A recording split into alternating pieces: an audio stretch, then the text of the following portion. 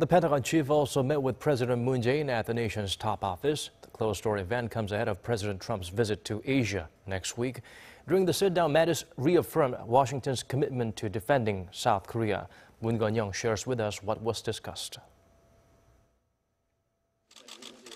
Unshakable solidarity is what South Korean President Moon Jae-in and U.S. Defense Secretary James Mattis reaffirmed ahead of a closed-door meeting at Seoul's presidential Blue House.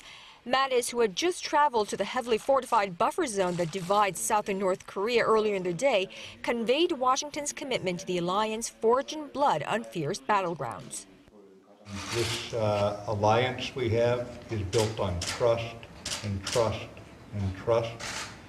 It's also developed from a very difficult war in Korea to become a thriving democracy. So we stand with you, Mr. President. South Korea's commander-in-chief thanked the U.S. defense chief and his latest efforts to fend off North Korean provocations. 근래 또 미국이 적극적으로 이렇게 펼치고 있는 전략자산의 한반도 전개 이런 부분들이 북한의 도발에 대해서 아주 강한 억지력으로 실효적으로 작용하고 있다고 생각합니다. Although the allies share the goal of denuclearizing North Korea, the South Korean president highlighted that peace and security on the Korean peninsula takes priority over all else.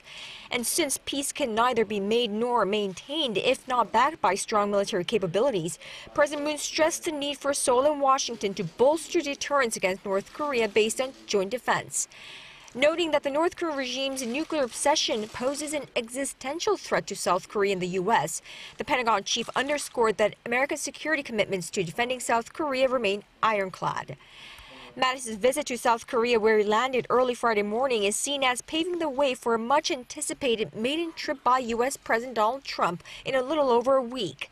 A senior White House official said earlier this week that Mr. Trump will most likely forego a visit to the demilitarized zone separating the two Koreas when he visits Asia, bypassing what's been a symbolic opportunity for U.S. commanders-in-chief to stare into the Hermit Kingdom. Connyoung, Arirang News, the Blue House.